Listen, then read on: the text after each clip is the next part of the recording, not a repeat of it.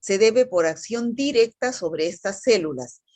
Entonces, una vez que se adhieren, producen peróxido de hidrógeno.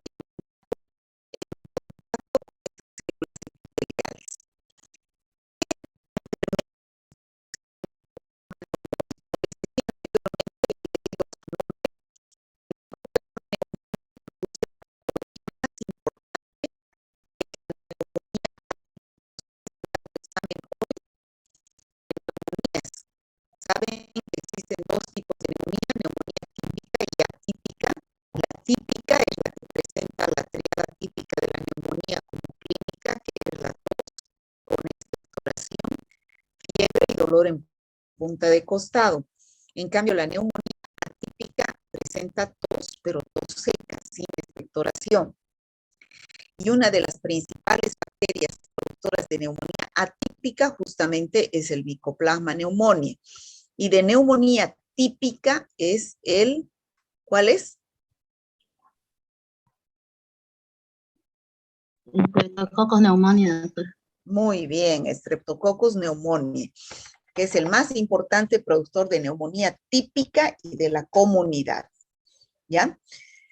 Entonces, ¿por qué se llama neumonía atípica? Justamente porque no es típica, no se produce expectoración.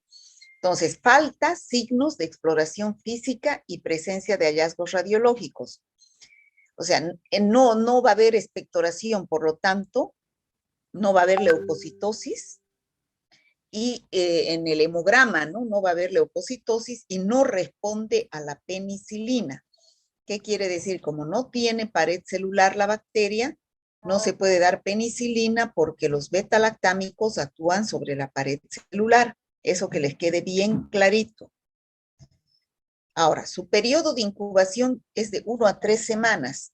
Después de haber ingresado por vía aérea, es a través de la vía aérea que ingresa al huésped susceptible y la fuente de infección son las gotitas de saliva, el paciente presenta fiebre, cefalalgia, malestar, faringitis y tos persistente, ¿ya?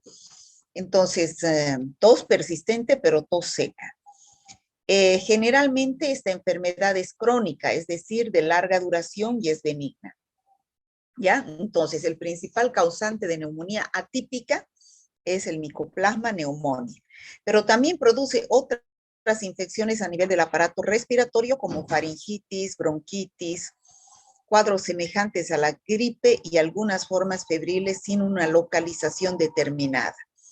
Y también puede producir cuadros fuera del aparato respiratorio, como otitis media o externa, puede producir anemias hemolíticas y erupciones cutáneas. Entonces, la principal patología, vuelvo a repetir, es la neumonía atípica, donde no hay signos característicos de una neumonía y una de las formas para hacer su diagnóstico no es a través del laboratorio, porque ustedes saben que en el laboratorio de bacteriología necesitamos llevar una muestra. ¿Cuál va a ser la muestra para una neumonía? ¿Esputo? Esputo. ¿Y en este caso habrá esputo? No, porque es No, atípica. es porque es tos seca, ¿no es cierto? Entonces, es tos seca, no hay esputo. Por eso es que tenemos que ver otro signo.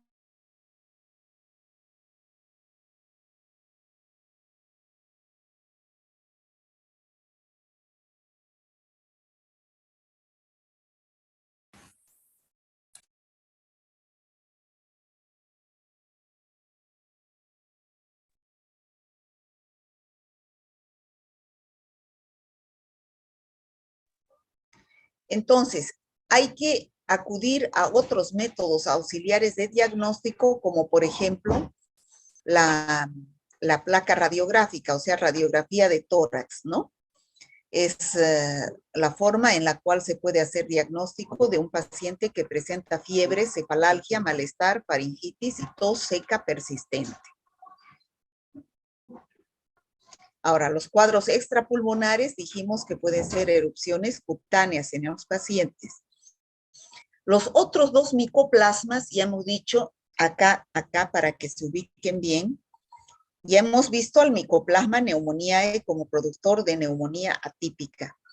Y estos otros dos, Mycoplasma hominis y Ureaplasma urealyticum, producen infecciones urogenitales.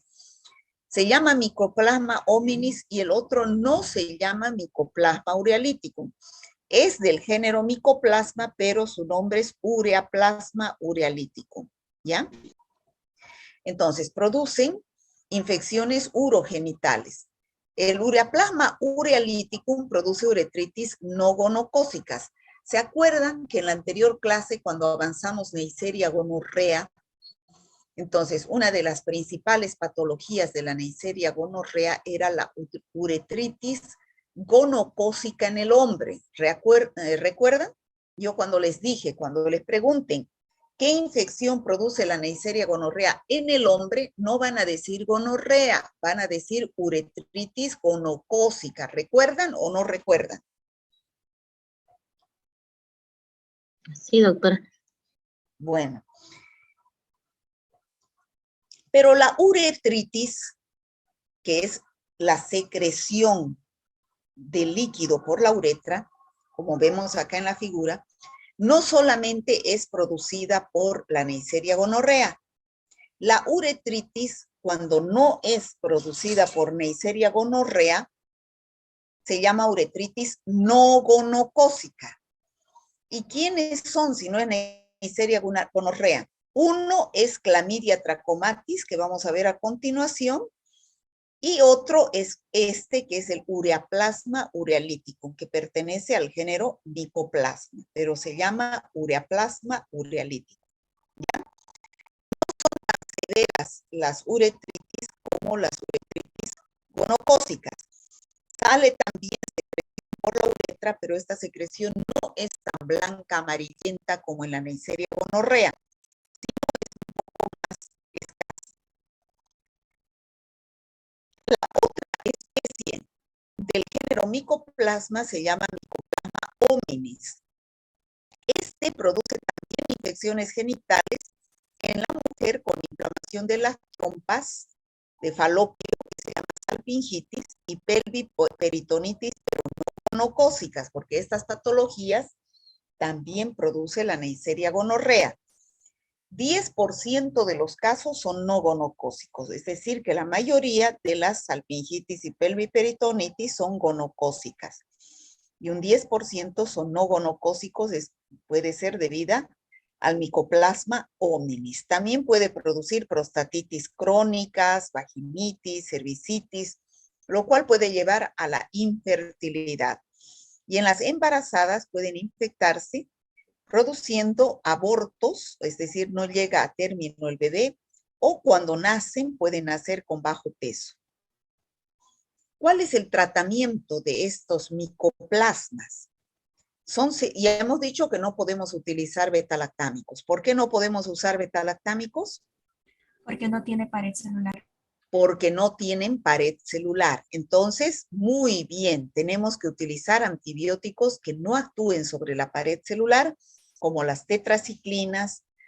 En el caso del Mycoplasma pneumoniae, que es una infección respiratoria, los macrólidos, como la eritromicina, claritromicina, roxitromicina, y en el caso de las infecciones genitales producidas por Mycoplasma hominis o Ureaplasma urealyticum, se puede utilizar espectinomicina.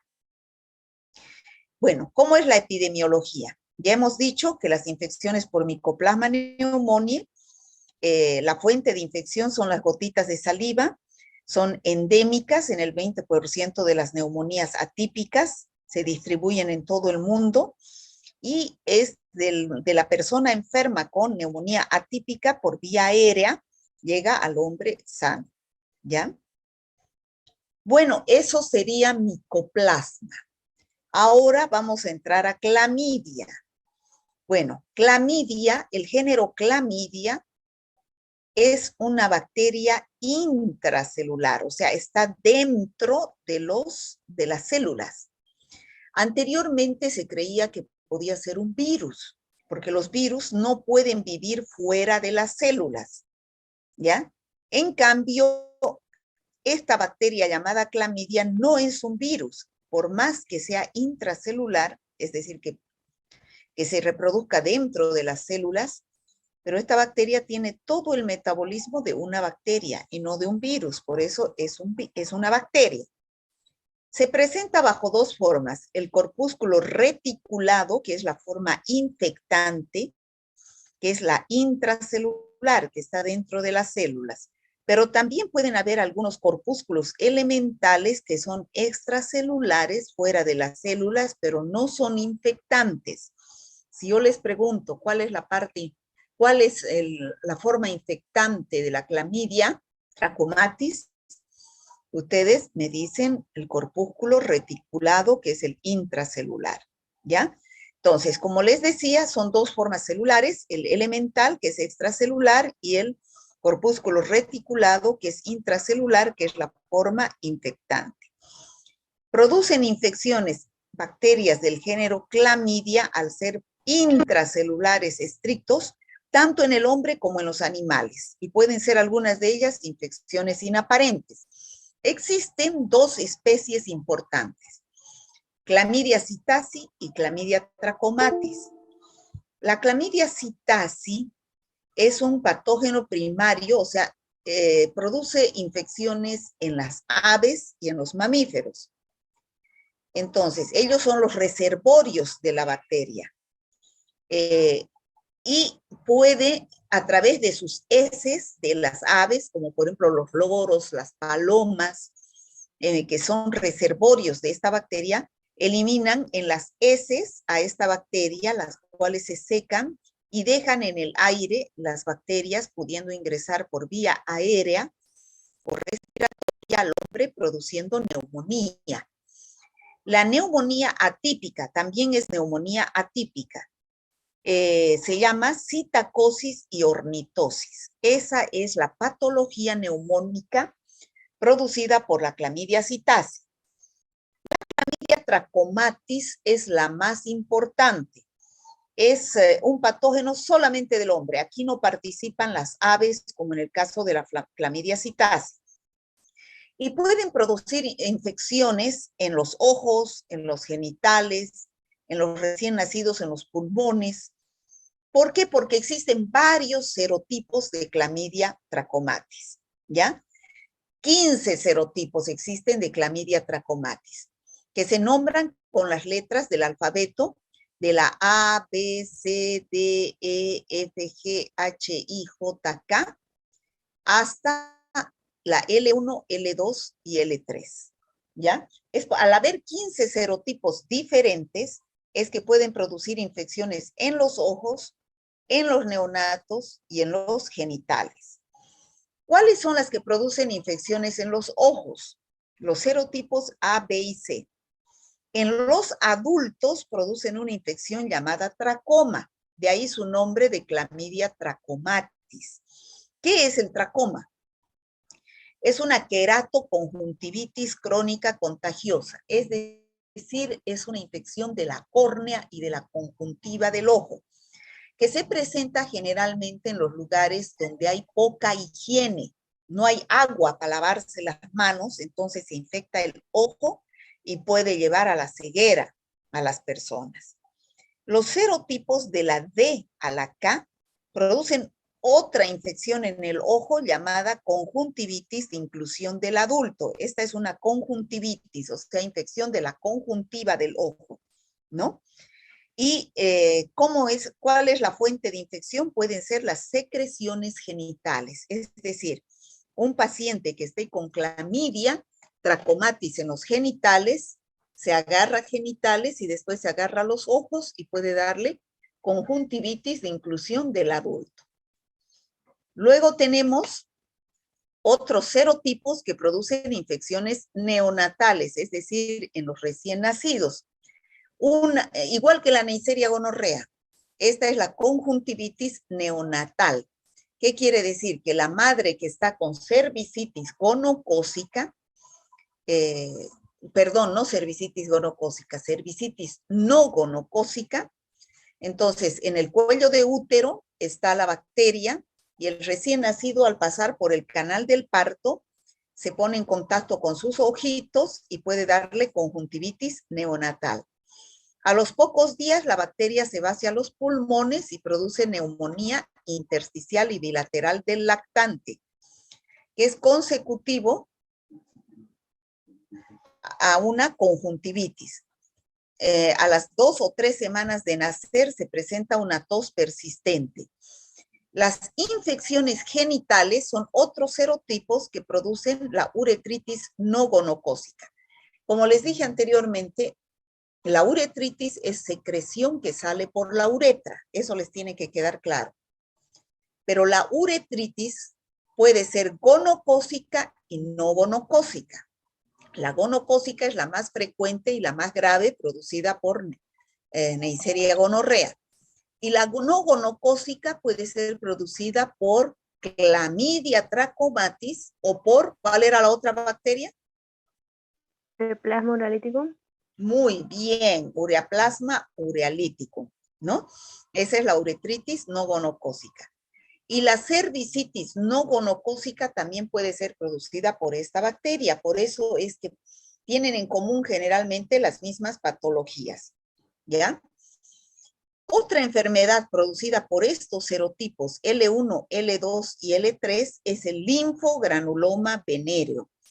¿Qué es el linfogranuloma venéreo? A ver, aquí creo que tengo el linfogranuloma venéreo, un momentito. Este es el linfogranuloma venéreo. Son unas inflamación de los ganglios cervicales. Fíjense cómo se inflaman los ganglios, perdón, no cervicales, inguinales. Se inflaman los ganglios y después revientan al exterior, saliendo material purulento, pero de los ganglios, no de la uretra ni de la vagina. Eso es el linfogranuloma venéreo,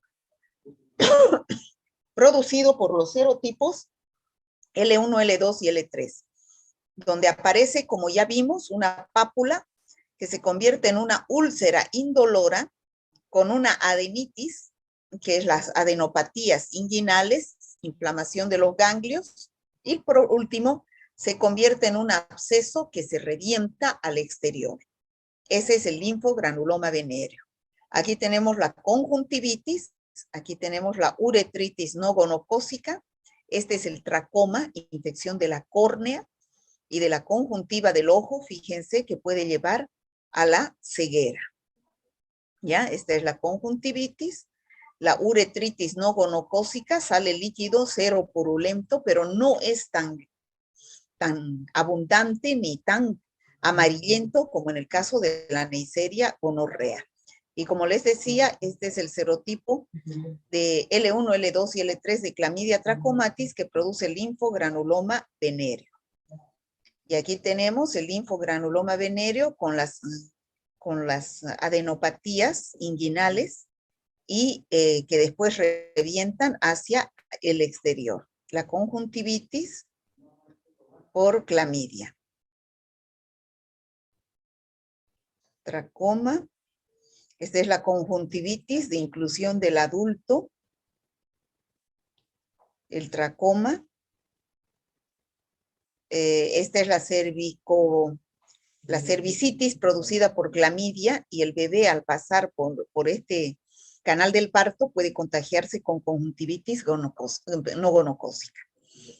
¿Cómo es el tratamiento? Ya dijimos que estas bacterias, al no tener pared celular, son sensibles a antibióticos que no son betalactámicos, como las tetraciclinas, las eritromicinas o macrólidos, que tienen por función inhibir la síntesis proteica. ¿Lleva la mole? Sí.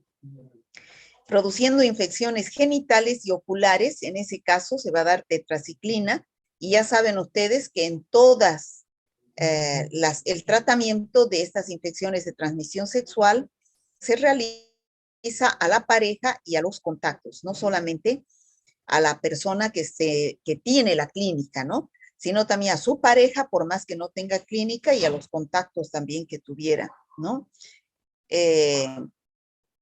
En la embarazada, la lactante, los niños que tienen conjuntivitis y neumonía, se da eritromicina. Bueno, ya hablamos de la epidemiología. En el caso de la clamidia psittaci, ya dijimos que está en las heces de las aves, loros, pericos, que eliminan por las heces, ¿no? Las palomas. Los dejan en el ambiente e ingresan al hombre sano a través de la vía respiratoria o aérea.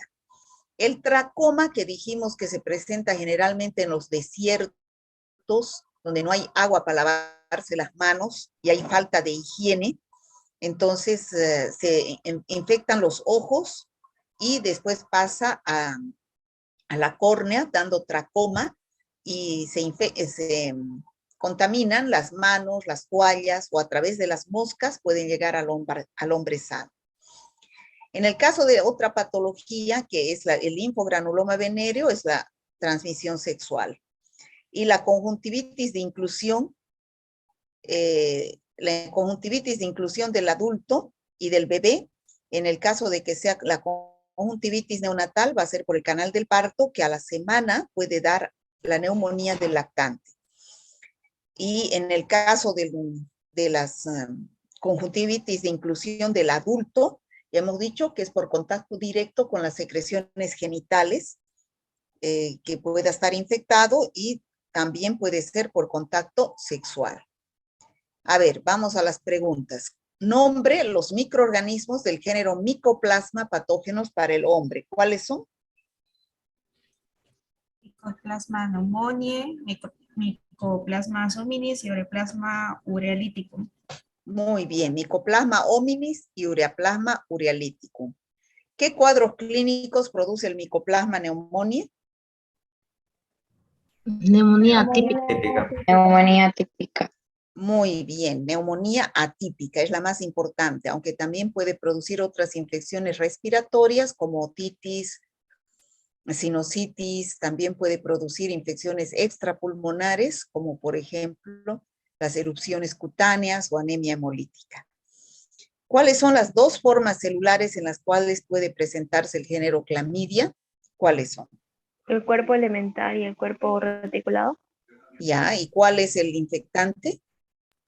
El cuerpo reticulado. Muy bien, el corpúsculo reticulado, que es intracelular. ¿Cuáles son las dos especies de clamidia patógenas para el hombre?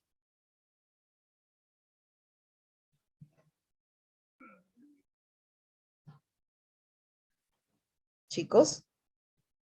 Clamidia pictasi y clamidia trachomatis. Muy bien, clamidia psittacea y clamidia trachomatis.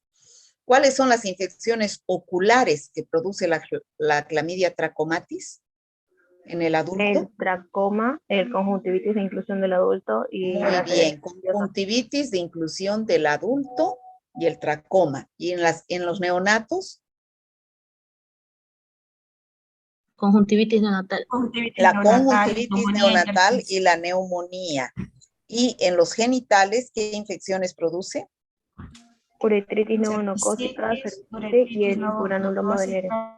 Muy bien, uretritis y cervicitis no gonocócica, y los serotipos L1, L2 y L3 ¿qué producen? Linfogranuloma El linfogranuloma venéreo, ¿no? ¿Cuál es la vía de transmisión del linfogranuloma venéreo? Vía sexual. Sexual, eminentemente sexual. ¿En qué condiciones se presentan infecciones como el tracoma?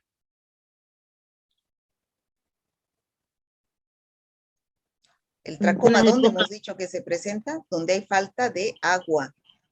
Falta de higiene.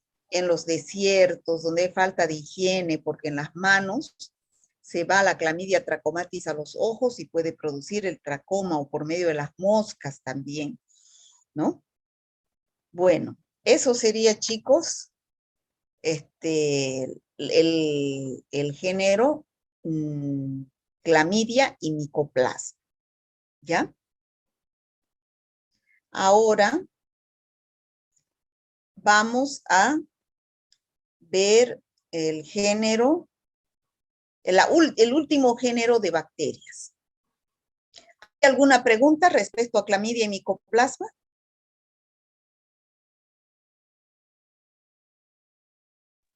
Por mi parte no, doctora, todo claro. Muy bien. Bueno, entonces ahora vamos a ver el último género de las últimas bacterias, que son el género Mycobacterium. ¿Ya? Para que la próxima semana, ya no es la próxima semana, ya hay receso.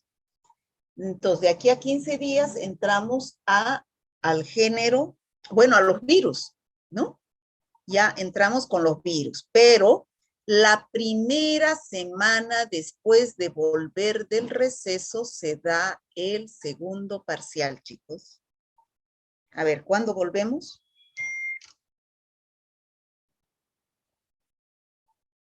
El 14 de agosto, creo, doctora. A ver, Volvemos vamos a 13 ver. de agosto. El 13 de agosto acaba la vacación y 14 ya estamos lunes en clase. Volvemos el 15, doctora. El 15 de agosto. 15 es lunes. El 22, anótense, el 22 ustedes dan su segundo parcial, anótense. 22, 23 y 24 vamos a tomar examen.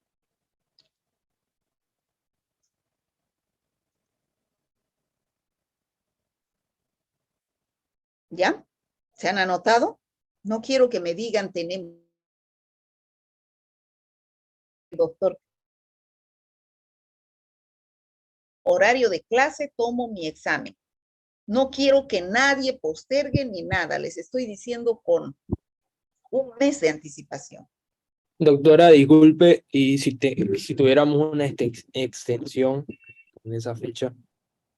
No sé, yo tengo que tomar examen, hijo. Es en mi horario de clase. Las extensiones se hacen fines de semana generalmente. ¿No? Es que en Parásito tenemos la extensión con el doctor Cuellar desde el 18 de agosto, creo que son 5 días.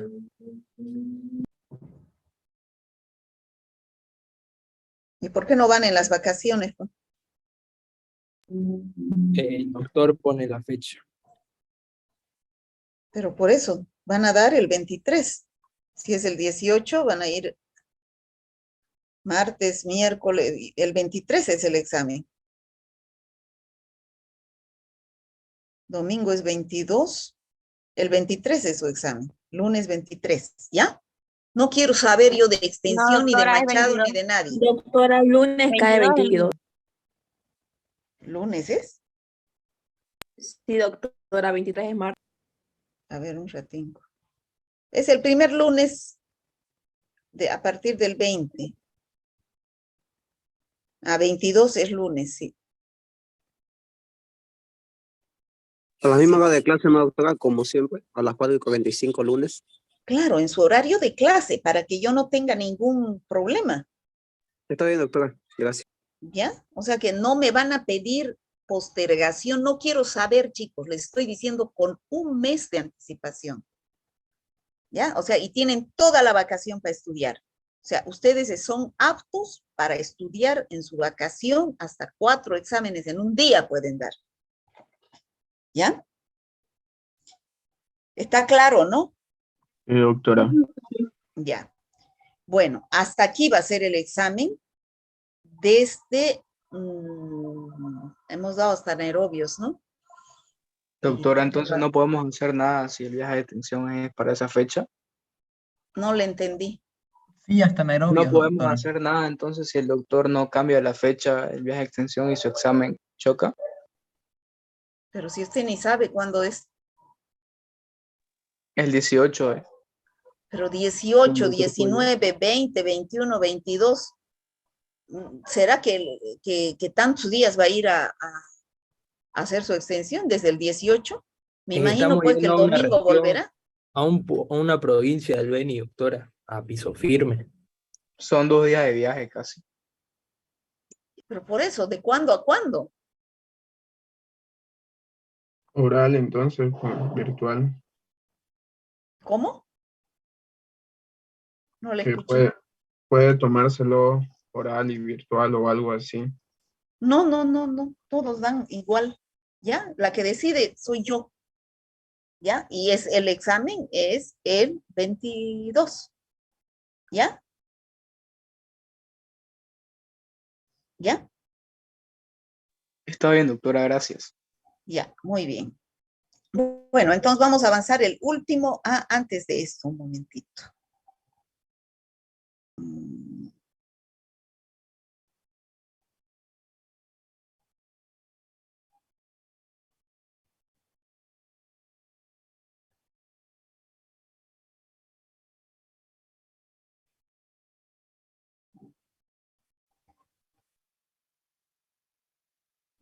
Para que les quede claro lo de la uretritis. ¿Qué es la uretritis? Bueno, la uretritis es un síndrome que tiene diferentes síntomas y signos, como por ejemplo la disuria, el exudado o la dispareunia. Tiene dos etiologías que hay que tener en cuenta. Por una parte, la gonorrea y por otra parte, en nuestro medio más prevalente, la enfermedad no gonocócica, que se puede producir por muchos microorganismos, pero el más predominante sería Chlamydia trachomatis. Este diagnóstico diferencial realmente en la clínica es muy difícil, entonces empleamos el término de síndrome de uretritis aguda, pero no se especifica el tipo generalmente. En cuanto a la etiología, muy diferenciada, la gonocócica se produce por Neisseria gonorrea y la no gonocócica, como he dicho antes, se puede producir por muchos microorganismos, como por ejemplo puede ser ureaplasma, micoplasma, pero hay que quedarse que el más predominante es Chlamydia trachomatis. Como son enfermedades de transmisión sexual, esto hay que tenerlo en cuenta de cara a contestar las preguntas, pueden coexistir. Salvo que nos especifiquen en el enunciado que se ha excluido una de las dos etiologías, tenemos que tener en cuenta que pueden estar presentes las dos a la vez. En cuanto a la epidemiología, la gonorrea predomina en países en desarrollo, en clases sociales más bajas, y la no gonocócica es la causa más frecuente en nuestro medio, que son los países desarrollados. La clínica se parece y es muy difícil de diferenciar. Pueden ser ambas asintomáticas, pero la gonocócica produce, en caso de producirlo, un exudado, una secreción que es más purulenta, abundante, con un meato más enrojecido, y la no gonocócica es una secreción que no es purulenta, es mucoide, es escasa, pero es muy difícil diferenciarlo realmente. El periodo de incubación es distinto, la gonocócica es de menos de una semana, más cortito, 2-10 días, y la no gonocócica es un poquito más largo, más de una semana, entre 7 y 20 días. En cuanto a las complicaciones, tienen todas las citis que nos podamos imaginar, que comparten epididimitis, cervicitis, proctitis, salpingitis, etcétera, y enfermedad pélvica inflamatoria. Pero esto sí que hay que grabárselo a fuego. La gonocócica puede producir la gonococemia, que cursa con artritis y lesiones cutáneas en forma de pústulas generalmente, y la no gonocócica produce una artritis reactiva en forma de síndrome de Reiter. El diagnóstico es muy importante. La gonocócica tiene un diagnóstico establecido. Hacemos una tinción de Gram y vemos diplococos gram negativos intracelulares y se podría luego confirmar con un cultivo de Taller-Martin. Y la no gonocócica en la práctica tiene un diagnóstico de exclusión, es decir, un paciente con uretritis que tiene un Gram y un cultivo negativos para gonococo, asumes que esa uretritis es no gonocócica. Sí que la podrías demostrar, por ejemplo, con enzimo inmunoanálisis o con PCR, pero no se suele hacer en la práctica. Este concepto es importante porque lo podrían preguntar, y es que el diagnóstico de gonorrea se hace con diplococos gram negativos que estén dentro de los leucocitos intraleucocitarios. Si están fuera, si son extracelulares, no sería diagnóstico. Y esta prueba tiene una sensibilidad altísima, cercana al 100% en varones sintomáticos, bajaría un poco si son asintomáticos y ya baja al 50% si estamos hablando de una mujer. En cuanto al tratamiento, esto es lo más preguntado sobre este tema en el examen MIR y aquí no podemos fallar. La gonocócica se va a tratar con cefalosporinas, puede ser una ceftriaxona intramuscular o cefixima vía oral en monodosis, y por su parte, la no gonocócica se va a tratar con acitromicina en monodosis o doxiciclina 7. A ver, díganme por qué la gonocócica se trata con estos antibióticos y la no gonocócica con estos otros antibióticos. ¿Quién me puede decir?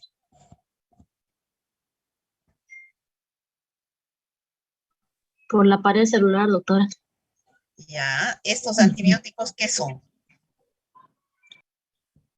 Betalactámico. Son beta-lactámicos, ¿no es cierto? En cambio, estos otros, como tiene pared celular, entonces da con beta-lactámicos. Y en la ceftriaxona, ahorita, actualmente, debido a que en la Neisseria gonorrea produce beta-lactamasas o penicilinasas, ya no se da penicilina, sino se da ceftriaxona o cefixima por vía oral. En cambio, en las no gonocócicas, como no tienen pared celular, se dan los macrólidos como acitromicina, eritromicina o tetraciclinas como la doxiciclina, ¿no? Días. El problema es que, como he dicho, es muy difícil hacer el diagnóstico diferencial entre una u otra, con lo cual, salvo que especifiquen en el enunciado que se ha excluido una de ellas, por lo general se hace un tratamiento empírico que cubra ambas. Se da ceftriaxona o cefixima junto con doxiciclina o acitromicina. Como son enfermedades de transmisión sexual, habría que tratar a la pareja sexual y, por lo general, no hace falta hacer cultivos post-tratamiento. En esa tabla resumo un poco todo lo que he dicho, por si alguno quiere pausar el vídeo para repasarlo antes de ver las preguntas. Y empezamos por una pregunta sencilla. Hablan de un hombre de 25 años que tiene uretritis.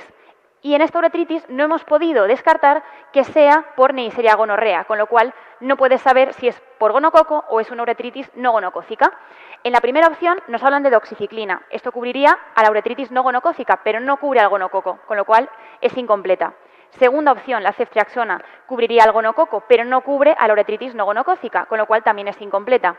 Tercera opción, el ciprofloxacino, no pinta mucho aquí. Y la quinta opción, la penicilina benzatina, es el tratamiento de la sífilis, tampoco pinta mucho aquí.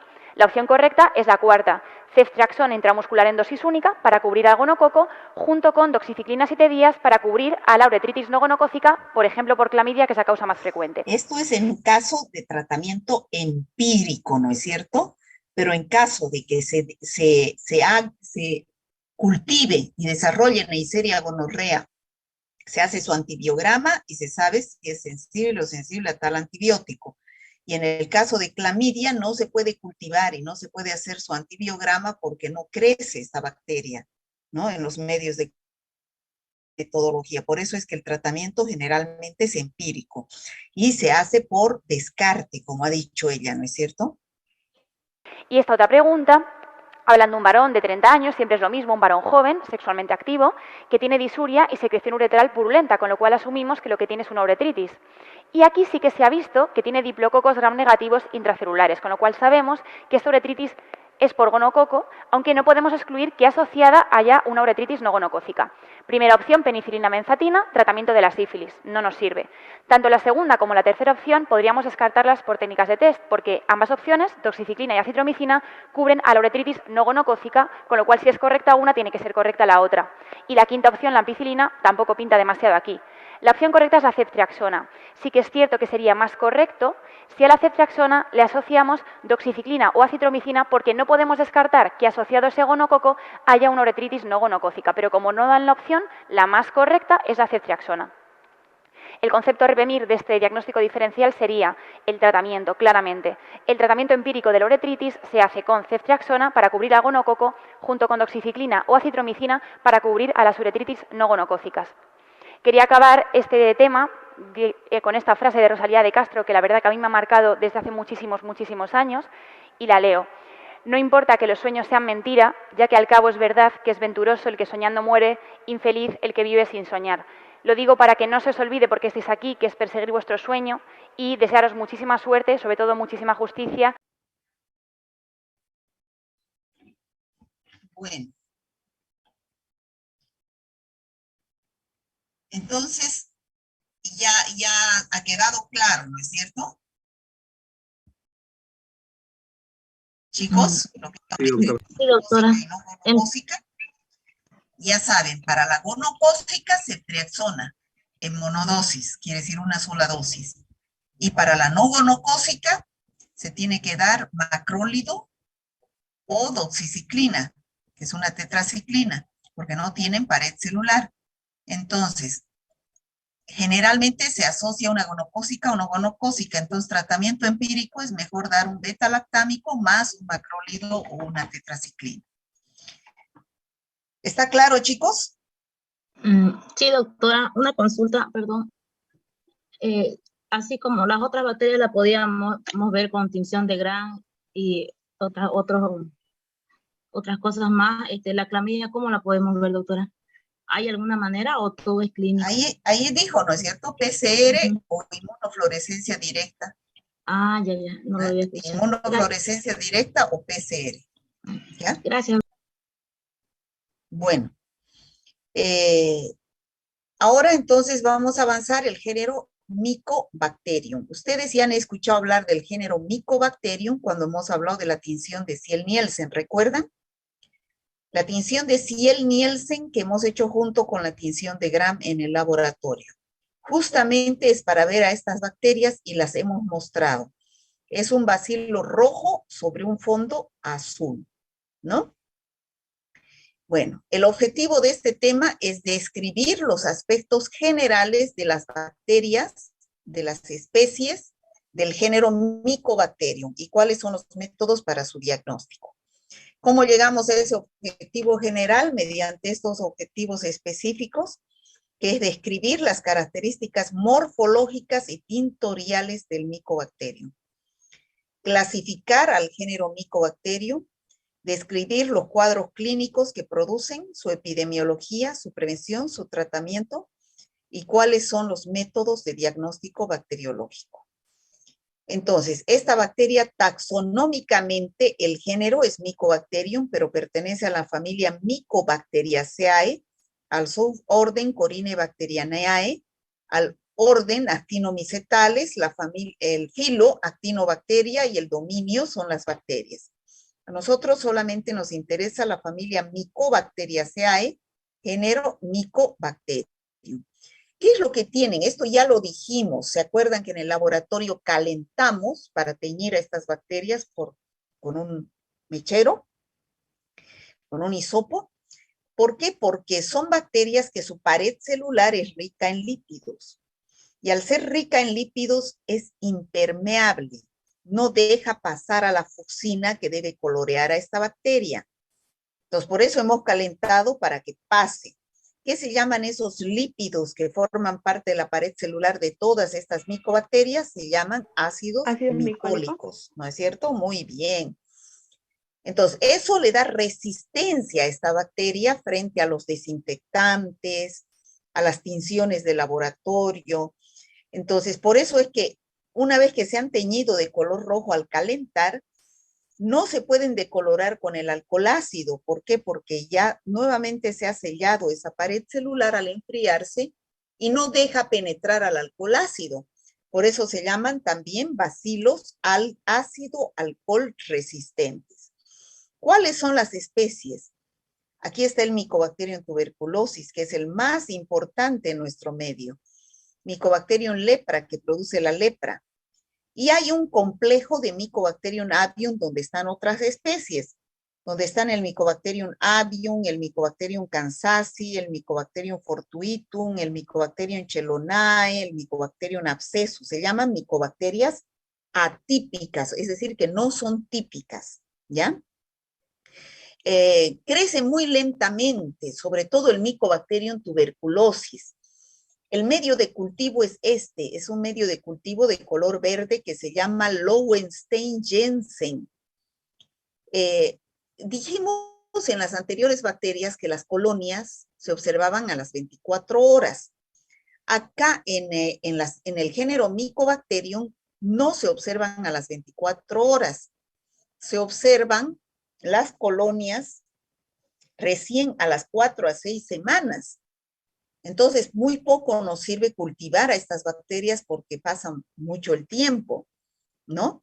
Entonces, la tinción de Ziel-Nielsen se considera muy importante en la tuberculosis pulmonar. Y la muestra va a ser el esputo, ¿ya? El aislamiento es lento. ¿Por qué es lento? Porque ustedes saben que las bacterias se dividen por fisión binaria. ¿Cada cuánto tiempo se da una nueva generación de bacterias? Cada 20 minutos. Cada 20 minutos. En cambio, 18 a 20 minutos, ¿no? En cambio, en el Mycobacterium tuberculosis tarda 12 horas. Entonces, a las 24 horas solamente van a haber 2 o 4 bacterias, lo cual no puede formar colonias. Recién se forman las colonias a las 4 a 6 semanas o 3 a 8 semanas, ¿no?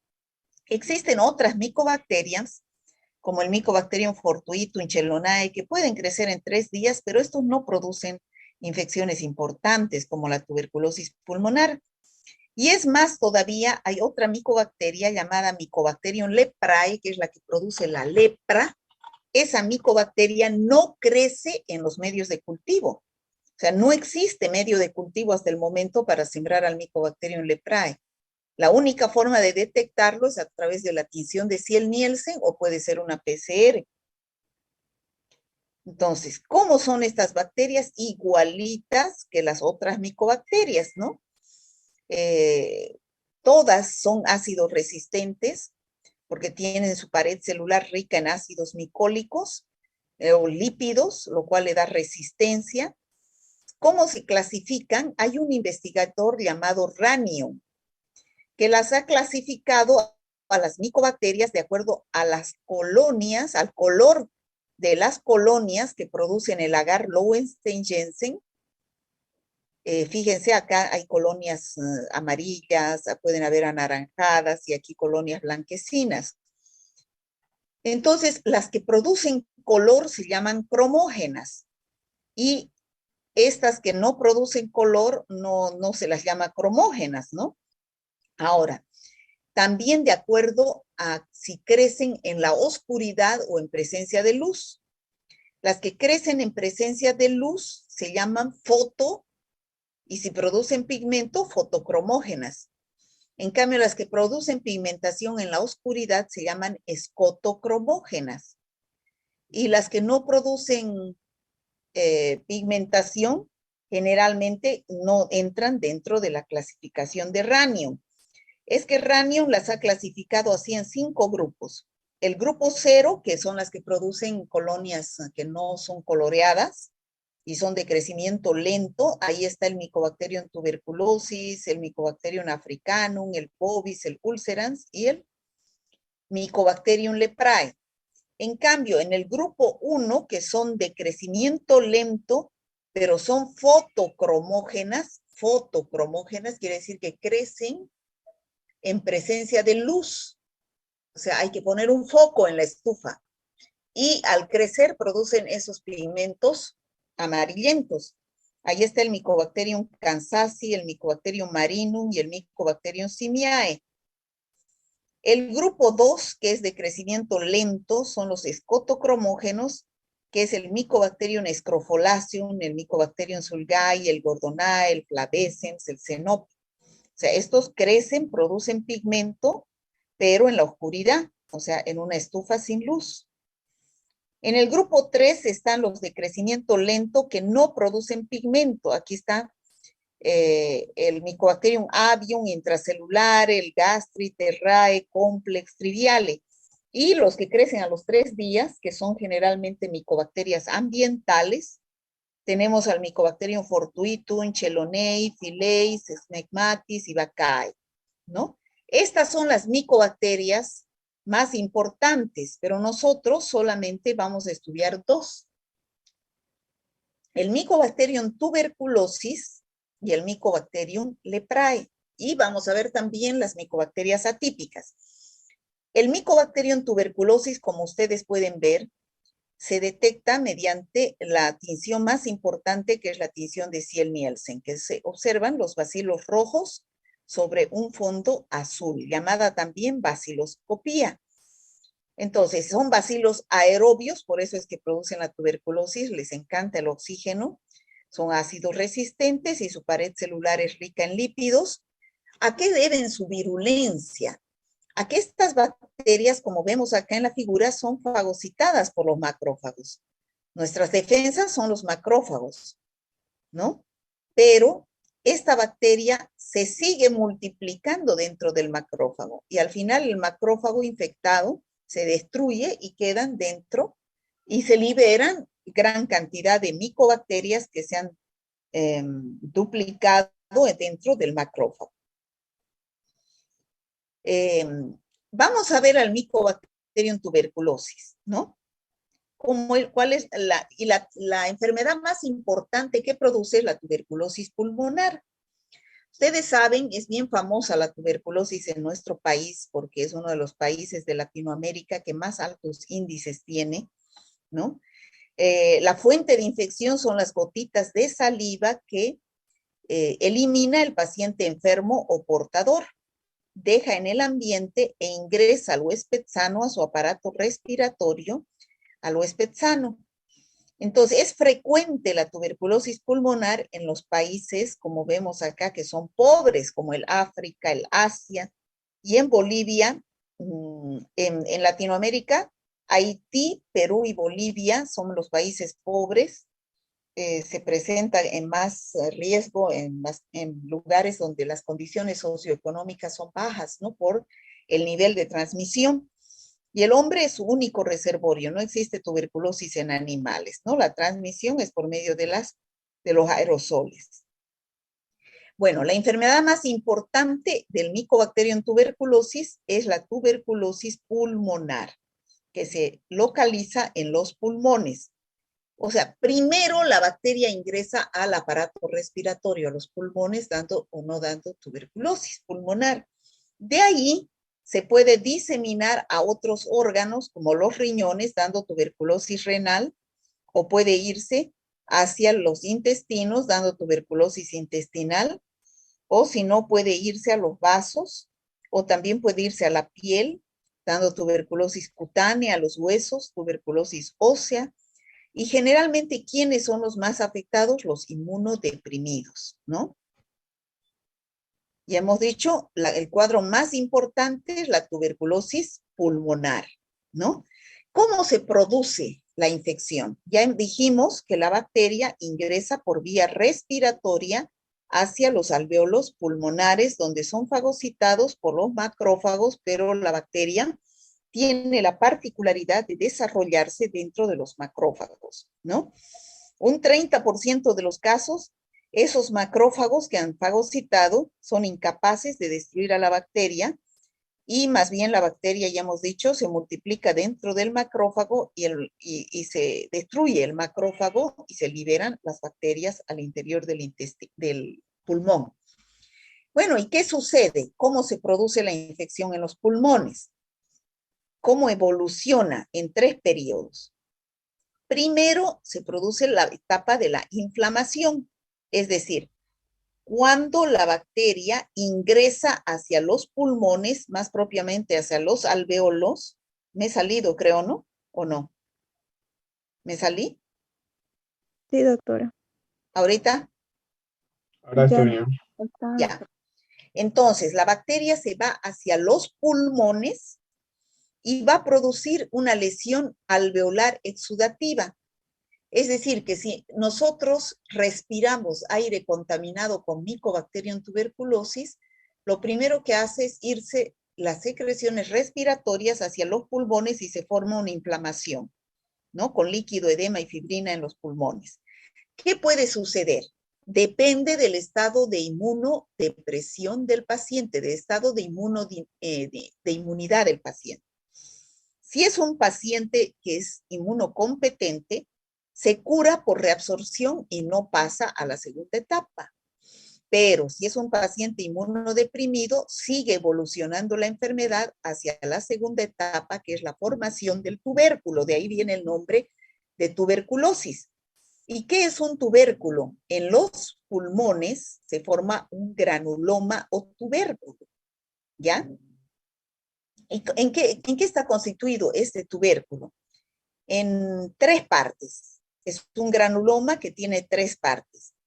En la parte de afuera están constituidos por fibroblastos y linfocitos, ¿no? En la parte media están las células epitelioides y ahí está la micobacteria.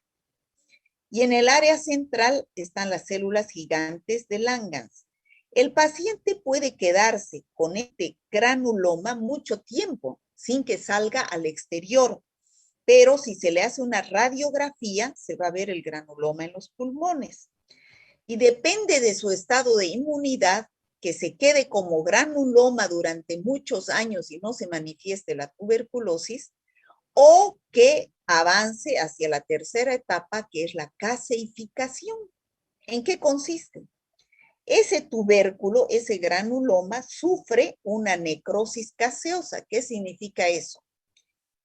Ese granuloma se destruye, se desintegra, y los bacilos que están adentro se se forma, ¿por qué se llama gaseosa? Porque se destruyen pero no se liberan. Entonces se forma una masa coagulada dentro de ese granuloma parecido al queso. Por eso se llama necrosis gaseosa, llamada casium. Y ahí dentro de ese casium ya no sería granuloma, sería casium. Se encuentra la micobacteria, ¿ya? Entonces, como vemos acá, ingresa la bacteria, se forma el proceso inflamatorio que puede evolucionar hacia un granuloma. Después ese granuloma sufre una necrosis gaseosa y se forma el casium. Así puede estar la bacteria durante muchos años sin liberarse y sin producir tuberculosis. Mucho depende de su estado de inmunidad. Pero esa lesión gaseosa que está en los pulmones, como les decía, puede condensarse y encapsularse de tejido fibroso. Y ahí queda durante muchos años sin manifestarse la tuberculosis. Pero también puede suceder que la parte central de ese casium se licúe y puede suceder dos cosas. Se vuelve líquido ese casium, ese parecido al queso, se vuelve líquido y ahí adentro está la micobacteria. Si se licúa, puede ser que no drene, es decir, no salga al exterior, se condensa y se encapsula de tejido fibroso. Pero si empieza a salir hacia el exterior, es decir, drena, todo ese líquido sale hacia afuera de los pulmones, quedando ese casium, esa masa vacía. Y a eso se llaman las cavernas. Y entonces ahí está la micobacteria, ingresa oxígeno y la bacteria empieza a multiplicarse y ahí empieza a manifestarse la tuberculosis pulmonar. ¿En qué consiste la tuberculosis pulmonar? En que el paciente va a tener síntomas locales o síntomas generales. Síntomas locales quiere decir en el aparato respiratorio, que va a tener tos y expectoración mucopurulenta o purulenta. Generalmente el paciente con tuberculosis tiene tos y expectora purulento, o sea, con pus y a veces hasta con hilitos de sangre. A eso se llama hemoptisis. Tiene disnea y dolor torácico.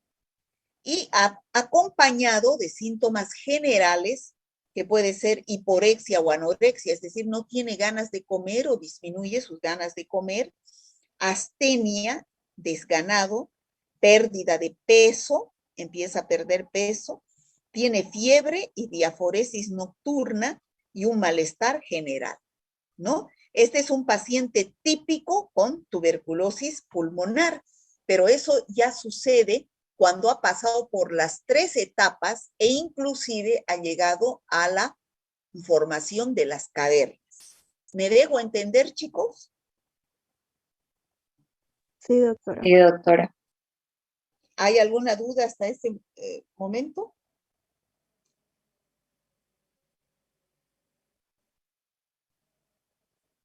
¿No hay dudas? Bueno. Entonces aparece la tuberculosis pulmonar primaria y de ahí se manifiesta con todos esos signos y síntomas que dijimos y en algunos pacientes puede irse hacia otros órganos y producirse la tuberculosis cutánea, la meningitis tuberculosa, la tuberculosis osteoarticular, dependiendo de a dónde infecte, ¿no? Bueno, ahora, de acuerdo a la tuberculosis pulmonar, existen 2 términos importantes, que son la primoinfección y la reinfección. ¿Qué es la primoinfección? Como su nombre indica, primo significa primera infección. Es el primer contacto con el Mycobacterium tuberculosis. Esto ocurre generalmente en la infancia, donde ingresa la bacteria, se forma una lesión exudativa en el corazón, en la base del pulmón y se cura por reabsorción. En cambio, la reinfección sucede en la edad adulta. No es una primera, es una segunda, tercera, cuarta vez. Puede ser la fuente endógena, Es decir, ese tubérculo que estaba ahí adentro, ese casium que estaba ahí adentro, o esa caverna que estaba ahí adentro, puede que el paciente, hemos dicho que puede estar años ahí encapsulado con tejido fibroso y no manifestarse la tuberculosis. Pero cuando bajan las defensas, por diversas causas, el paciente se vuelve inmunodeprimido. Puede salir ese bacilo y producir la infección. O reinfección exógena, quiere decir que yo me vuelvo a infectar al estar al lado o conviviendo con un paciente que tiene tuberculosis, entonces el aire está contaminado y yo respiro ese aire contaminado. Entonces, en este caso de la reinfección, evoluciona hacia las 3 etapas que son los tubérculos, el casium, la fibrosis y generalmente la lesión en la placa radiográfica cuando es una reinfección es en el vértice del pulmón, aquí arriba. Y cuando es una primoinfección es en la base del pulmón, la lesión. ¿Me he dejado entender, chicos? Sí, doctora. Ahora, ¿cómo hacemos el diagnóstico? Ya saben, la prueba de oro es la baciloscopía o tinción de Ziel-Nielsen, que ya saben que se ven los bacilos rojos sobre el fondo azul. También se puede pedir una prueba cutánea llamada la prueba de la tuberculina o llamada prueba de la PPD, derivado proteico purificado. Ahorita vamos a ver en qué consiste. Se ve la tinción de Ziel-Nielsen y el cultivo en el medio de Lowenstein-Jensen. También existe la prueba de la PCR, que es la reacción en cadena de la polimerasa. Esta es la prueba de la tuberculina. Actualmente ya no se la realiza mucho, solamente en los niños. ¿Por qué? Porque los niños no expectoran, no tienen los síntomas típicos de una tuberculosis pulmonar del adulto. Entonces, la única forma de detectar de que viva es epidemiológicamente, si es preguntándole si vive con pacientes que tienen tuberculosis pulmonar, o haciendo esta prueba de la tuberculina llamada también prueba de la PPD, que significa derivado proteico purificado. Se compra donde venden reactivos y con una jeringa de insulina se inocula en la parte del antebrazo. Se espera 48 horas. ¿Y qué es lo que estamos inyectando? Es antígeno de Mycobacterium tuberculosis. Entonces, si el paciente ha tenido contacto con el Mycobacterium tuberculosis, ha tenido que formar anticuerpos. Entonces, si nosotros estamos inyectando antígeno, se une con el anticuerpo del paciente y se forma esta zona indurada que se mide el halo, si mide de más de 5 milímetros, es una prueba positiva, ¿no? Quiere decir que el paciente ha estado en contacto reciente con el Mycobacterium tuberculosis, pero esta prueba no se la utiliza en los adultos. En los niños se puede usar, pero tampoco es de muy buena calidad. La baciloscopía, ya hemos dicho que al paciente hay que tomarle 3 muestras, porque no todo el tiempo el bacilo se elimina por el esputo. La eliminación es intermitente, quiere decir, hoy día puede que elimine y mañana no. Entonces, si el día que yo no elimino la bacteria me toman la muestra y solo es una, va a ser un resultado falso negativo. Por eso se dice, el Programa Nacional de Tuberculosis dice que se tome 3 muestras, aunque actualmente creo que se toman 2 solamente. La primera, en el momento que va donde el médico, esté o no esté en ayunas, le dice vaya, pida al laboratorio un frasco y elimine el esputo. La segunda, al día siguiente en su casa, enjuagándose bien la boca y eliminando el esputo a un frasco. Y la tercera, cuando lleva la segunda muestra al laboratorio, le dan un frasco y le dice aquí expectore la tercera muestra. ¿Cuál de estas muestras es la mejor, chicos? ¿Dónde va a haber mayor cantidad de bacilos?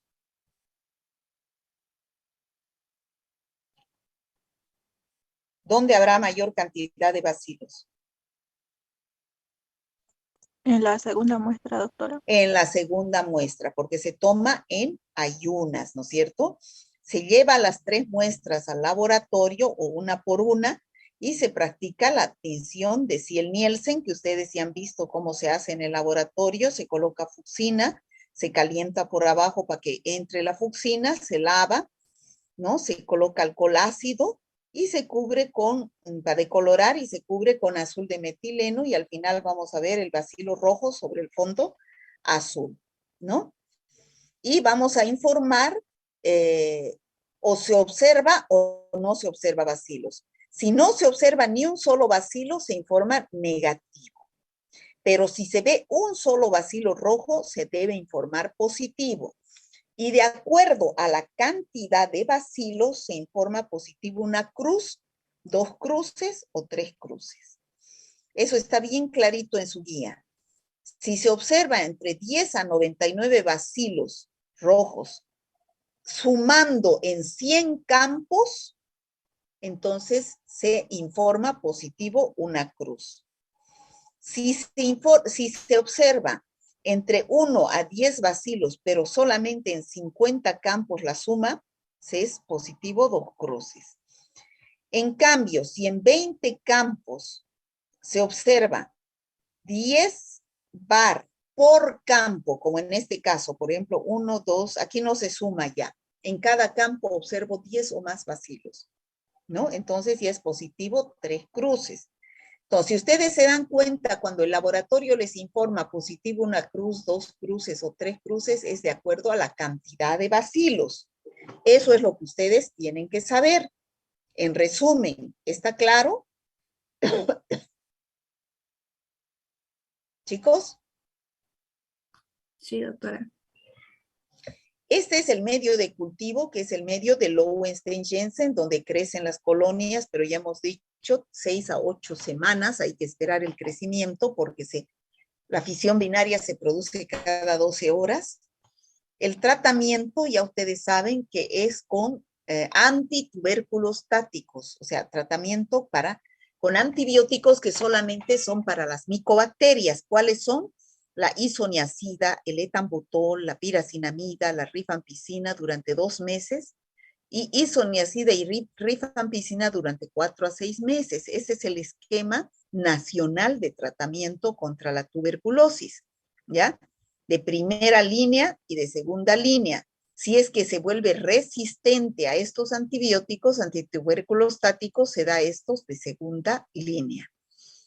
Bueno, la prevención. Si en una casa tengo un paciente con micobacterias, con tuberculosis, entonces a los que viven tengo que hacer inmunoprofilaxis con isoniazida solamente durante 9 meses y rifampicina 4 meses, o rifampicina y piracinamida durante 2 meses.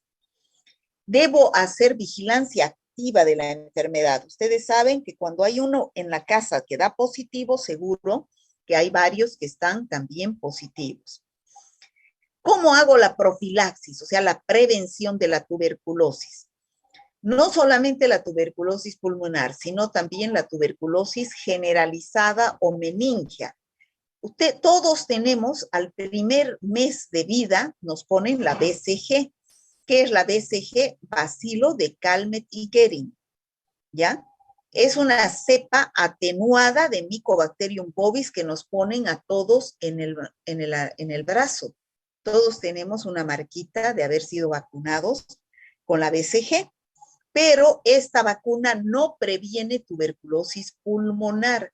No previene tuberculosis pulmonar la BCG. La BCG previene tuberculosis meningia en los niños o tuberculosis miliar, que es generalizada. ¿Está claro, chicos? Chicos. Sí, doctora. Ya. ¿Cómo es la prevención? Además, no nos sirve este barbijo que usamos, el barbijo común. Tenemos que usar el barbijo N95 porque es una bacteria muy pequeñita que ingresa por los poros de este barbijo. Entonces, cuando ustedes vayan a hacer sus prácticas en el San Juan de Dios, que es la sala de neumología, usen este barbijo N95. Bueno, eso sería Mycobacterium tuberculosis. ¿Alguna duda de Mycobacterium tuberculosis?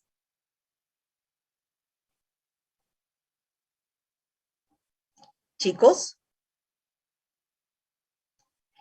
Ya, vamos a entrar entonces ahora al Mycobacterium lepra, que es el que produce la lepra. Todos conocen, han debido escuchar hablar de la lepra, que es una infección a nivel de la piel, pero no solamente la piel, si ustedes ven, se caen los dedos a pedazos, también de las mucosas, ¿ya? Sobre todo si es la lepra lepromatosa, que es la más grave, ¿ya? Cuando es lepra tuberculoide, se forman solamente así estas lesiones. Pero además no solamente afecta la piel, sino también afecta el sistema nervioso. El paciente que sufre de lepra ha perdido sensibilidad. Se le pincha con una aguja y no siente absolutamente nada, ¿ya? ¿Quién descubrió a esta bacteria? El señor Hansen. Es un brasilero que en el año 1873 ha descubierto esa bacteria, por eso también se llama bacilo de Hansen, ¿ya? La fisiología y estructura es exactamente igual que la Mycobacterium tuberculosis. Su pared celular rica en lípidos, pero esta bacteria no se cultiva en Lowenstein-Jessen. Eso ya dijimos, no existe un medio de cultivo artificial para cultivar a esta bacteria. Solamente PCR o también puede ser la tinción de Ciel-Nielsen, ¿ya? Es una bacteria que su virulencia, ya dijimos, de todas estas micobacterias, crecen dentro de los macrófagos, ¿ya? ¿Y de qué depende que se presente la infección? De su estado inmunitario del paciente. No se ha erradicado la lepra, existen lepra en todos estos lugares donde está rojo, se considera que es zona endémica y Bolivia está ahí. Es más, tenemos en Jorochito, ¿no es cierto? Tenemos el hospital dermatológico donde hay pacientes con lepra. Bueno, existen dos tipos de lepra. Lepra tuberculoide y lepra lepromatosa. La más grave de evolución maligna es la lepra lepromatosa. En cambio, la lepra tuberculoide es de evolución benigna. Fíjense, hay diferencia. La tuberculoide solamente aparece como máculas eritematosas en el borde e hipopigmentadas en el centro, ¿ya? En cambio, acá aparecen máculas y pápulas y nódulos eritematosos. En ambos casos ha perdido la sensibilidad, hay afección al sistema nervioso, no siente el paciente, se le pincha con agujas, todo no siente. Y, ¿qué más? La infectividad en la lepra tuberculoide, ustedes no me van a decir lepra tuberculosa, por favor. Lepra tuberculoide. No existen o existen muy pocos bacilos en estas lesiones, o sea que no podemos hacer muchas veces diagnóstico bacteriológico con tinción de Ciel-Nielsen. En cambio, acá sí hay más bacilos en esas lesiones. ¿Cómo yo hago el diagnóstico de lepra? La muestra puede ser un exudado de las lesiones, si es que es líquido, o también pueden ser en la mucosa nasal. Dice que podemos hacer un hisopado nasal en las personas que tengan lesiones de lepra cutáneas, o si no, también sacar un pedazo de biopsia del tejido y teñir con tinción de Ciel-Nielsen y vamos a observar los par. Lepra de la tuberculoide, al ser más benigna, es solamente 6 meses con rifampicina y dapsona. En cambio, de la lepromatosa maligna, es 12 meses con rifampicina, dapsona, pero además clofamicina, ¿ya? La lepra es una enfermedad contagiosa, pero después de vivir mucho tiempo con una persona que tiene lepra, porque es de evolución larga, es una enfermedad crónica que dura años. Bueno, dijimos que las micobacterias más importantes eran Mycobacterium tuberculosis y Mycobacterium lepra. Hoy día vamos a ver también las no son típicas, no son ni tuberculosis ni lepra, y se llama el complejo avium, el complejo del Mycobacterium avium. ¿Qué producen estas bacterias del Mycobacterium avium? Aquí está el intracelulare, el Kansasii, el Strophylacium, el Gordonae. Todas esas son micobacterias atípicas. Muchas veces el paciente está colonizado con estas bacterias y no presenta ningún síntoma. Otras veces puede llegar hacia los pulmones y puede producir una infección parecida a la tuberculosis pulmonar producida por Mycobacterium tuberculosis. O en otros casos, generalmente, es en los pacientes con SIDA que se produce una enfermedad terminal en pacientes con enfermedad oportunista que se caracteriza por una infección que se manifiesta con adenopatías. ¿Ya? ¿Cómo es el diagnóstico? Ya dijimos, tinción de Ziel-Nielsen, bacilos rojos sobre el fondo azul y cultivo en el medio de Lowenstein-Jensen.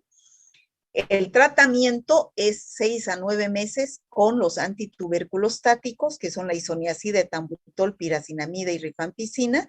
Hay que hacer quimioprofilaxis en una familia a los que no se han enfermado para evitar su enfermedad.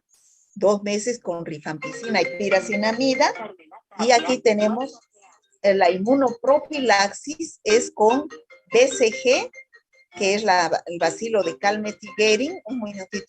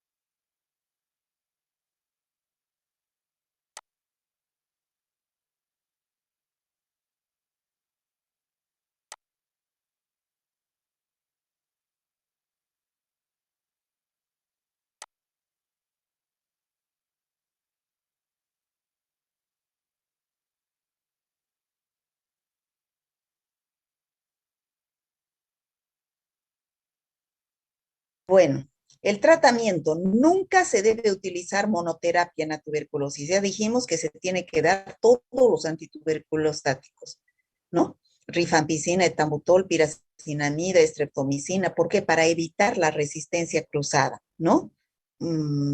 Porque si no, los pacientes hacen resistencia y se convierten en MDR. ¿Qué son los MDR? Multidrogo resistente. ¿Qué quiere decir? Que se vuelve resistente a los antituberculostáticos. Entonces hay que pasar a unos de una segunda línea. Y a veces se vuelven pan resistentes, quiere decir resistente a todo. Entonces el paciente que es pan resistente solamente le espera la muerte, ¿no es cierto? Por tuberculosis. Pero si un paciente es sensible a los antituberculostáticos, fácilmente en un mes ya están limpios los pulmones. Ahora, ¿cómo hacemos el control de la enfermedad? Debido a que 1/3 de la población mundial está infectada por Mycobacterium tuberculosis, la eliminación de la enfermedad es poco probable, o sea, hay mucha tuberculosis en nuestro medio, ¿no? Hay que hacer vigilancia activa. En nuestro país funciona el programa de tuberculosis, Programa Nacional de Tuberculosis, donde dan los medicamentos en forma gratuita, ¿no? Y se hace el seguimiento a los pacientes y a sus contactos. Bueno, eso sería todo, chicos, de bacteriología. ¿Tienen alguna duda?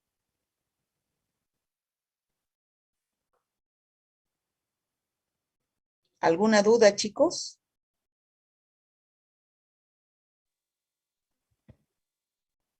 Chicos, ¿me están escuchando? Sí, doctora. doctora. ¿Hay alguna duda de bacteriología, de micobacterias? No, doctora, lo explicó muy bien.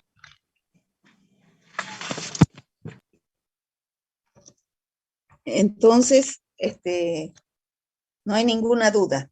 ¿Acosta? Presente, doctora.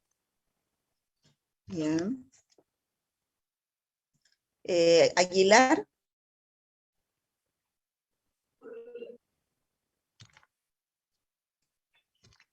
¿No está Aguilar?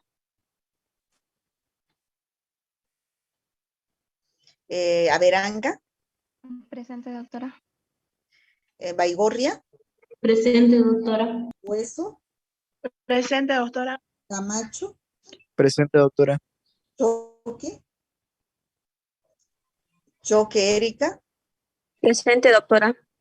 Choque Vázquez, Presente, doctora. Cocha, Presente, doctora. Coimbra, Dorado, Durán, Presente, doctora. Escobar, Presente, doctora. Fajardo, Presente, doctora. Faldín. Doctora, Escobar Valdivia sí de examen. Sí, Yo por eso igual ya también. usted me dijo, ya me dijo usted. Pero es Voy a que- revisar el Zoom, es que yo los controlo por el Zoom, chicos. Ya. ¿Faldín también dio? Sí, doctora. ¿Entró al Zoom? Sí, entré.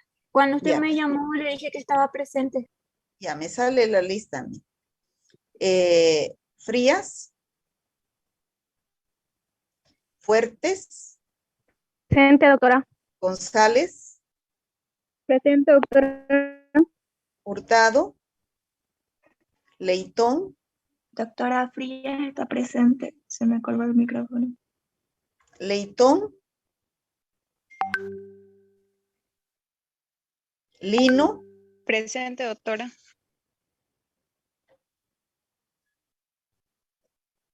Leitón no está, ¿no? Lino está, ¿no? Sí, presente. Ya. Maisman, Presente, doctora. Mamani,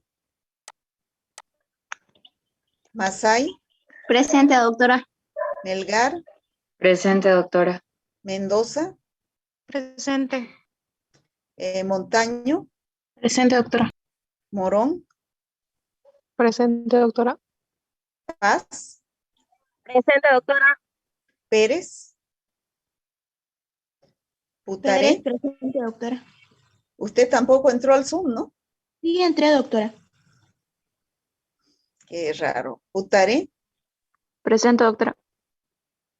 Rivera, Rivero, Presente, doctora. Rodríguez Noemí, Presente, doctora. Rodríguez Rodrigo, Presente, doctora. Rojas, Rosy, Rojas Ivette, Presente, doctora. Ros, Salazar, Presente, doctora. Zameja, Presente, doctora. Cerrudo, Presente, doctora. Solís, Presente, doctora. Velázquez, Presente, Velázquez, doctora. Zurita. Presente. Ya, pueden salirse los del C1, chicos, ya Doctora, saben que el C1. examen... Coimbra, Jessica, no funciona mi micrófono, no funciona hace rato. Ay, chicos, me hacen volver. Si saben que voy a llamar lista, ¿por qué son así? Bueno, ya saben, el examen es el 22, ¿no? Aponte Morales. Campos, Presente, doctora. Carreño, Cerezo, Presente, doctora. Césari, Presente, doctora. Coca, Presente, doctora. Condori, Presente, doctora. Díaz, Presente, doctora. Esquivel, Presente, doctora. González, Presente, doctora. Grájeda, Presente, doctora. Lagos, Presente, doctora. Lanza, Presente, doctora. Lurquín, Presente, doctora. Mamani Griselda, Presente, doctora. Mamani Katia, Presente, doctora. Mamani Marisol, Presente, doctora. Monasterio Diego, Presente, doctora. Muiva, Paredes, Paulino, Presente, doctora Paulino. Pérez Keila, Presente, doctora. Rivera Marieli, Rosales Alejandra, Presente, doctora. Ruiz Natalia, Presente, doctora. Zaire, Sebastián, Presente, Tacaraya, doctora. Presente. Sebastián. Tacaraya, Presente, doctora. Vargas Barreto, Presente, doctora. Vargas Delgadillo, Presente, doctora. Vidal Mario, Vidal Mario, presente. Villegas Rodrigo, Presente, doctora. Villegas Choquevilca, Presente, doctora. Virués, Zamora, Presente, Zamora. ya. Se pueden salir los del C2. Amaru, Presente, doctora. Ansieta, Presente, doctora. Antesana, Presente, doctora. Arias, Presente. Blas, Presente, doctora Blas. Caballero, Kawasiri, Presente, doctora. Calvo Valverde, Presente, doctora.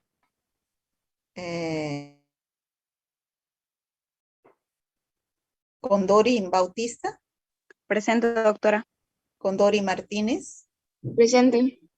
Coro Torres, Presente, doctora. Estrada Gutiérrez, Flores Obando, Presente, doctora. Galvis Flores, Presente, doctora. Herbas Rivera, Presente, doctora.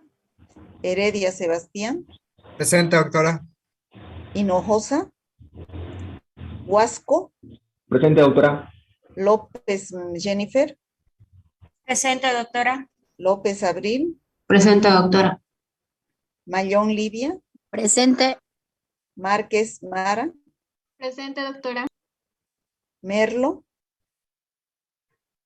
Presente, doctora. Micerda, Presente, doctora. Muñoz, Presente. Padilla Devani, Palacios, Pérez, Presente, doctora. Ramírez, Presente, doctora. Rodríguez Adriana, Rodríguez Haider, Presente, doctora. Rojas Medrano. Presente, doctora. Oiga, Rodríguez Haider, usted estaba en el Zoom, ¿no? Sí, yo estaba. ¿Y por qué entró? No, sino que ese es sobre el examen, ¿no? Pero usted no tenía que dar examen. Usted es del grupo C3. Es que me había confundido, doctora, por eso pregunté. No, se ha hecho al confundido, ¿no? No, sí, en serio. ¿Verdad, doctora? Romero Bien. Lizárraga, Presente, doctora. Romero Yucra, Presente, doctora. Solís Garavito, Presente, doctora. Zoraide, Presente, doctora. Suárez, Machaca, Presente, doctora. Tancara, Presente, doctora. Suárez también estaba queriendo entrar, ¿no? Yo, doctora, Suárez Fabricio. Estoy Sí, presente. también usted estaba queriendo entrar al Zoom, ¿no? Sí, también me equivoqué, creí que la había adelantado la clase, doctora, disculpar. Valentín Tancara, Presente. Varón, Varón, presente. Presente, varón. Besa, Presente, doctora. ya. Bueno, chicos, entonces les deseo una feliz vacación. Ah, no, pues todavía nos vemos mañana. Doctora, ¿Qué? doctora, disculpe, mi computadora no daba el audio y ahorita me volví a conectar por mi celular. No me lo anotó en la lista Rojas Medina del C1, por favor. Doctora, también Coimbra Jessica. Me hacen volver, chicos. Y yo estoy ya en la oscuridad aquí porque... Rojas Medina, Rojas sería... Doctora, va a disculpar. Rojas Medina. Sí, Ya. doctora. Gracias. Doctora, también Coimbra Hurtado Jessica. ¿De qué grupo? C1 igual. Pero ya me dijo, creo. Disculpe, doctora Dorado Castelo también, por favor. ¿De qué grupo? C1, está junto con Coimbra. ¿Y por qué recién está entrando? No, es que no, estaba mal mi señal, doctora, va a disculpar. Entonces no asistió a la clase, ¿no? No asistí, es que tuve que cambiar de internet, estaba con Wi-Fi y cambié a mis datos nomás. Ya. Bueno, chicos, hasta luego. Hasta luego, doctora. Doctora, gracias. Muchas gracias, doctora. Solo, doctora.